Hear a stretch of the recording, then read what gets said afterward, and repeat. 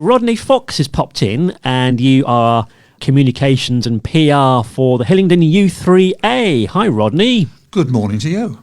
Now, first of all, what is the U3A? Well, the U3A is a self-help organisation for people no longer in full-time employment.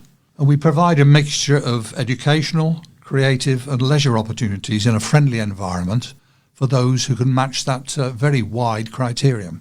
And the Hillingdon one, you meet at the Winston Churchill Hall for your main meetings? Our main monthly meeting is at the Winston Churchill Hall, which we have met there for a number of years. And you've got 850 members in Hillingdon, which is quite a few, isn't it? And it's 21 years old this year. Well, that's right. We are one of 40 U3As in London. We have sister organisations in Northwood and Harrow and Ealing and right across the capital. And a bit of history, perhaps, of the U3A. You were mentioning it started in France. Yes, and it was originally called the University of the Third Age, and it was a use of the French universities to allow seniors in there to attend and learn things. When the model moved over to the UK and eventually out to Australia and South Africa and a variety of other Commonwealth countries, the focus was more on an independent organisation in each location, performing as an independent role within an umbrella organisation called the Third Age Trust. And there's all kinds of interest groups, aren't there, amongst the membership? So you have members that have interest in all kinds of things. Well, that's right. We are, by the way, self-funded and entirely volunteer-driven. So the people who lead these learning interest groups are themselves members of the U3A. And typically, in our case, we have about 80 interest groups, and they range right across a mixture of learning, of languages, of a variety of sorts of history like family, social, local history and so on, arts, variety of different things related to creative work. Yeah. Computer, I guess, there'll be some We have a tech computer stuff. group, which is very popular, especially bearing in mind as people move into their senior age that they have less experience on computing perhaps, but we are finding newer, younger members coming in are much more savvy. And so now we're seeing a traditional face-to-face organisation, both in terms of its monthly meetings and its interest group meetings, is now taking into account the use of technology so that those who can't get in very easily, or perhaps those who live a distance away or don't want to travel in the winter, can perhaps also use virtual means of participating in those learning groups. We tend to use people's houses if it's a small interest group, and local church halls if they are larger groups, or village halls.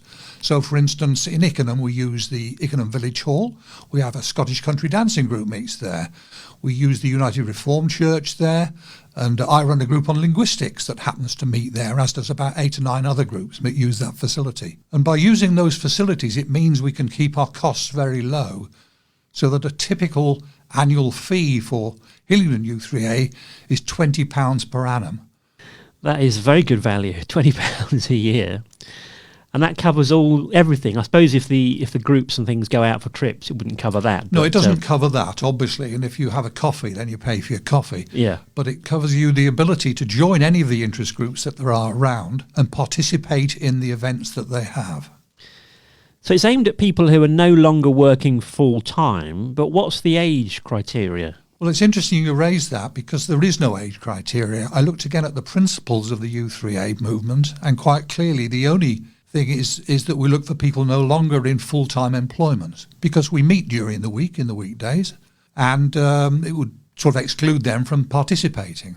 But in this day and age, not only do we have retired people joining, but also those perhaps who are facing the realities of life currently, perhaps don't have all of their time taken up and would like to do this alongside working in their part-time in their employer's organisation or as a consultant. You've been involved for how long in the U3A? I joined the U3A when I retired in 2002, I think it was. I had an interest in family history. And so I joined the local one, which met at that stage in the Odeon in Uxbridge, was where they had the monthly meetings. Eventually that became too expensive for us to do that, so we moved out to the Winston Churchill Hall over time. I'm a member of the committee. I participate in the family history group. I also run a group which is focused on linguistics, as I mentioned before. So I'm both if you like, a teacher and a learner, I suppose. I'm sure it's very much a social organisation, isn't it? You meet new friends and interesting people. Well, that's especially the case as we move through life. Things happen such as bereavement and so on, and a lot of people are lonely. It's probably one of the biggest problems that there are for people as they move through life. And of course, we are a social organisation. Learning is done in a social environment. It's face-to-face is the traditional way in which we've worked, and so you can get to meet new friends. And in this case, you could perhaps have 850 new friends if you joined our u3a. Yes. And how do members get to know what's going on? Well, that's through a newsletter. The website has information on it. Also, the monthly meetings. We still hold the monthly meetings, by the way. We just do them virtually at the moment. And about 150 of our members typically will come in virtually and participate in that. And that runs a similar way that it does when it's face-to-face, except you do miss the face-to-face element. And that's we will return to as soon as we can gain access again to the Winston Churchill Hall. Yeah. A number of our groups, of course, during COVID also went virtual, but we've now seen a return to face-to-face meetings, which is really what most of our members want to experience.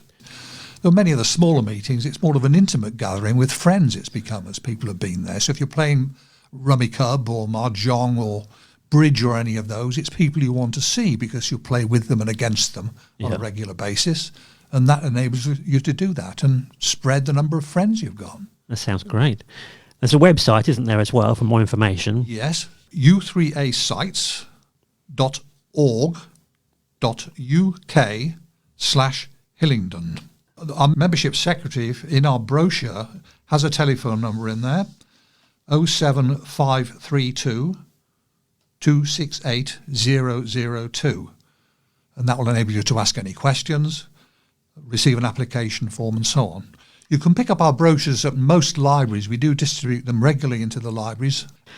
Well, thanks, Rodney, for coming in and telling us all about the U3A, and hopefully you'll have some more people join and take part in that wide range of activities.